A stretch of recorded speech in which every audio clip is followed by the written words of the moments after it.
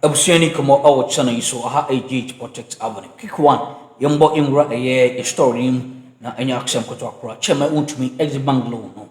The one sensem and the Exim was. Channel's mommy said former chairman NPP Freddie Blake and a former MP or say chairman Bonsu. And so it may show concern on the exit bank loan fraud. TCA omu ebwabo omu na with plea deal with Attorney General no ombetimi ahwe na timi akoyi ama chema Wontumi a enko say yes ekwa akoma no a sentence in addition to the already sentenced 20 years in prison no omko PMO court Wontumi PMO court na meshock say ni dim nya hobraksem yenhwe proceedings ahodoa ekoye abranim before agimre na omo a probe into the matter. Shino so say I have to AGH Protects Avenue. Including former national chairperson Freddie Blake and leader in parliament Osei Mensah Bonsu are lending their support to convicted Ashanti regional chair of the NPP Bernardine Triboesiako in his 30 million cedi Exim Bank fraud case. The parties are expected to provide the court with an update on the plea negotiations. Chairman Wontumi is facing, among others, charges of defrauding by false pretenses, forgery, and money laundering. He has initiated a plea deal with the Attorney General. Other persons present to support the NPP executive, Ofuasi Ayurebi MP Kojo Nkrumah and Richard Ahiagba Samia Wuku, Anthony Kabo, and Jefferson Saki, as well as Dennis Miracles Abuachi. My colleague Lord Edwasare is in court for us. Let's connect with him right now with a bit more in terms of details. Lord, it's quite packed today. Walk us through what the mood has been like from his arrival up until him appearing before the justice and the support as well that he's receiving today. Indeed, mine. So essentially, Wontumi once again was brought to the court, and this time around the General Jurisdiction 2. That's the court hearing the Exim Bank fraud case. Now, he came in today composed, quiet, a bit gloomy, but then shortly after he was brought, Sama Atachia and his other lawyers came to the courtroom and then came to speak to the court clerk, and he was informed that the case was yet to be called because it was scheduled to be around 10:30, but he had come way earlier. So once he got the date, he proceeded to a different matter because you know that Atachia is also representing the former National Signals Bureau Director, Kwabena Idubuahin. Well, once Wontumi was seated, we had a plethora of NPP stalwarts trooping in. The names that you mentioned, immediately he saw them. There was some brightness in Wontumis' face. He was full of joy now. You could tell that he was very pleased seeing his compatriots who had come to, as they were solidarized with him. They all sought the permission of the prison officer and then went ahead to talk to Wontumi. They engaged in conversations. A number of them, you see Kojo Nkrumah, the former majority leader, Honorable Mensah, Osei Bonsu. Then there was Anthony Kabo, and all the other names that you mentioned earlier. And they all took their turns to interact with Wontumi, after which he sat down. So you could see that Wontumi was very excited at the turnout of the NPP bigwigs who showed up in court today. Now, to the substantive case itself, once it was called, or even before I get to that now, there was a point where the Deputy Attorney General walked in because he came from the Kwabena Idubuahin case. They have to stand that case down because some Atachia is the same counsel in that matter. Now, when the Deputy Attorney General came to court, because the entire courtroom was still to the brim of fully packed, there was little space for the Attorney General, Deputy Attorney General to sit because now there were other lawyers in another matter. The only space available was next to Chairman Wontumi, and so he went to sit next to Wontumi, and the scene over there was quite an interesting one. They would not even look at themselves up, among other things. But now, when the case was called, Chairman Atachia indicated to the court, first introducing himself as a friend of the court, and told the court that the substantive lawyer for Wontumi, Andy Apiakubi, had withdrawn from the case, and so he was the one taking over the Exim Bank case. He indicated that he actually prayed for adjournment because he indicated that he had now taken over the case, and although there was a plea negotiation which Andy Apiakubi had begun, it had to be put to a stop, and as he spoke, he had conferred with the Deputy Attorney General, and so he was ready to now restart the entire plea negotiation process. And so he was pleading with the court for a long adjournment. He actually prayed for 90 days. But responding to the prayer, Deputy Attorney General Dr. Justice Mensah indicated that indeed what Samuel Thatcher had indicated, he affirmed that yes, there were conversations regarding the plea negotiation, but indicated that the time that Apiakubi was asking for was a bit of a stretch, and so he wanted the court to give them about 30 days. Now, the presiding judge in the matter indicated that even before today's case, there were directions for them to update the court on the status of the plea negotiation. And so if it has failed, because they're given 30 days for the plea negotiation, once that had elapsed and they couldn't come to a deal, there was a need for the court to give directions for the prosecution to further disclosures and essentially for the trial to continue. Now, Dr. Justice Mensah indicated that was well and good, but because there were conversations about a new plea bargaining negotiation between the parties now, although the trial can go concurrently, because of the plea negotiation, he prayed to the court for more time to allow them, as it were, go through the negotiation without having to file the disclosures. Because once the disclosures have been filed, it means that the trial is essentially or effectively going to happen. After listening to both sides of the divide, the presiding judge in the matter then adjourned the case to August 27 for further directions. So when they are back in court on August 27th, we'll get to know what the court's direction will be as far as whether they should proceed the plea negotiation or what that will be, Marina. So we don't even know if the court has granted them room to go and negotiate the plea bargain in relation to this matter. That will be determined on August 27 when they return to the courtroom. As far as this is concerned, there's somewhat a gentleman's agreement between all the parties, but going according to the practice direction, the court indicated that we have to adjourn the proceedings for further directions on what to do pertaining to the matter. But then Atasha and then the prosecution led by the Deputy Attorney General have indicated that indeed they are all in the same boat as far as the plea negotiation is concerned. And so they are asking for a 30-day window for the negotiation to essentially go through. Right.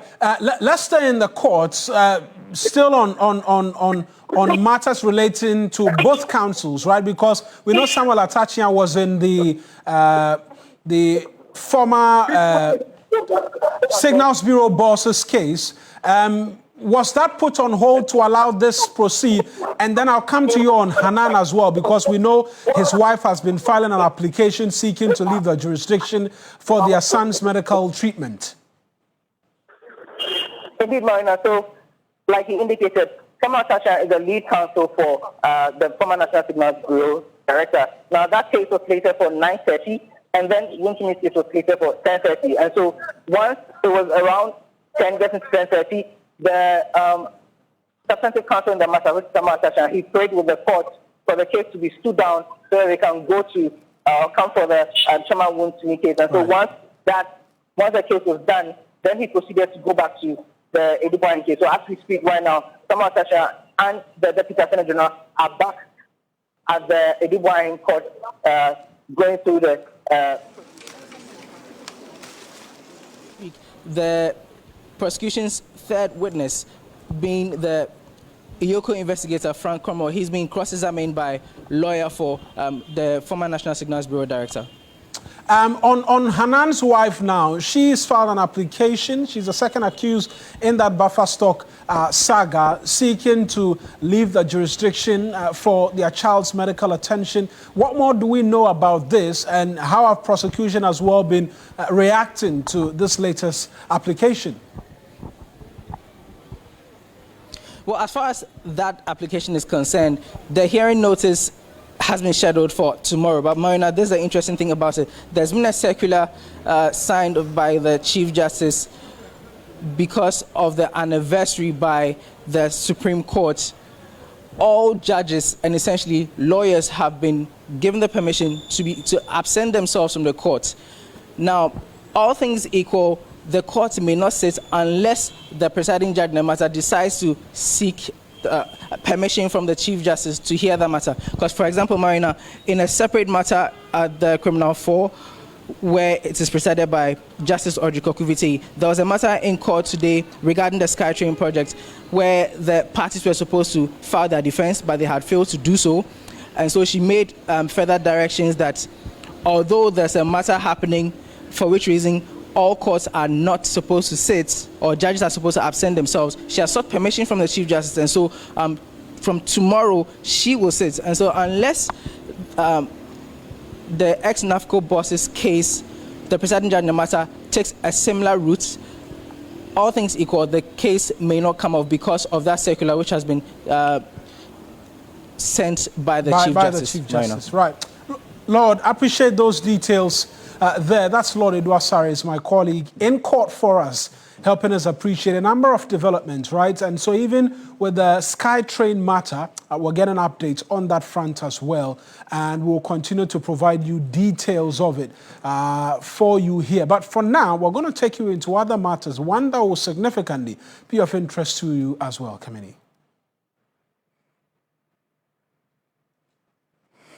Indeed, now 300 Ghanaians arrived at the Accra International Airport minutes ago in the latest plan by Ghana to evacuate 1,000 more citizens from South Africa. This follows early arrival of over 900 citizens as violent anti-migrant protests raged South Africa, causing deaths of foreign nationals, including a Ghanaian. Over 160,000 foreign nationals arrived, as you indicated. I understand that yesterday a group arrived, and this dawn as well. So all in all, the figure the officials are giving me is that we have about 150 Ghanaian nationals who have come in yet, and around 7 p.m. there would be another group to arrive. What I know right now, Kamini, is that the Foreign Affairs Minister, Samuel Okudzeto-Ablakwa, has just arrived here as well to officially welcome these Ghanaian nationals who have arrived following the hostilities in South Africa and the anti-migrant protests ongoing, which I know have claimed some lives, including one reported case involving a Ghanaian national. So I'll be engaging some of them, but what I know also is that any moment from now, the minister himself is going to speak. So I wouldn't want to say much. I would wait to get the minister. But Kamini, what you see right now is the national anthem that is being played. And so all the arrived evacuees get on their feet with their children, women, male, and everyone here is on their feet to observe the national anthem as it goes. Just a formal process to formally, officially welcome the Ghanaian nationals who have arrived at the Terminal 2 of the Accra International Airport. That is the Foreign Affairs Minister Samuel Okudzeto-Ablakwa, together with his directors, who are equally observing this symbolic and important national gesture, and very shortly would have him officially welcome everyone to Ghana, and then we'll see the protocols that would be outlined. Already, I know, Kamini, that some food, some snacks and beverages have been given out to them, also because it is right, especially for those who may not have eaten before boarding the flight. And so let me give you, okay, there will be a prayer, Kamini, before the minister will speak. But while at that, Kamini, I know that over 160,000 foreign nationals have or are known to have left South Africa. Some are from other African countries like Zimbabwe, Malawi, Kenya. There is also what I know to be other countries such as Nigeria, Lesotho, and Uganda, as well as Mozambique and Zimbabwe. All of these are some of the countries that have had their nationals affected by the raging anti-migrant, protest in South Africa. In fact, Ghana already has tabled this issue before the African Union, with President Mahama asking the African Union to make the xenophobic attacks a primary agenda, one important agenda, when it convenes its next high-level meeting. And then what I also know is that here, as they arrive, Ghana has tabled a number of protocols in place, relief packages, including welcome home package, more or less like a direct cash assistance that will be given to these individuals upon their arrival for immediate upkeep. I know there is reintegration allowance to help the families ease back into local economic activities. And then NADMO officials are here as well, who would be providing some relief items like bedding, blanket, staple food items as well. There is also a protocol for psychological assistance. So there will be psychological assistance to provide some free counseling and trauma management. So let me take you to the podium where the officials will begin to talk now, and then we'll get exactly what they have to say and what they have to tell us. This is an official from NADMO speaking right now. Kemini. Yeah, I am delighted to be among you to receive our compatriots from South Africa, Ghanaians returning from South Africa. Brothers and sisters, you are most welcome. Home is always home. We are most delighted to have you back home, and we want to assure you that we are ready to work with you to ensure that you reintegrate with your families and communities back here in Ghana. So we've always missed you because no matter where you are, how well or how interesting that place is, home is always better. So your mothers, your fathers, your brothers, and all your relatives here in Ghana are very happy that you are back home. When we started hearing about the stories and seeing some videos about what was going on in South Africa, we were very worried. But now that you are home, we are a bit more happy now. I know there are others who are yet on the way coming. We are praying together to ensure that at least they get back home. Apart from the effort we are making, we are also praying to God. I can't say much now, but on behalf of the Director General of NADMO, Major Retired Dr. Joseph Bekinyo Kuyon, who wished to have been here to welcome you together with the minister, but he's equally taken to other places because of important. We in some of the team calls or channel so Mammy and also Jemre.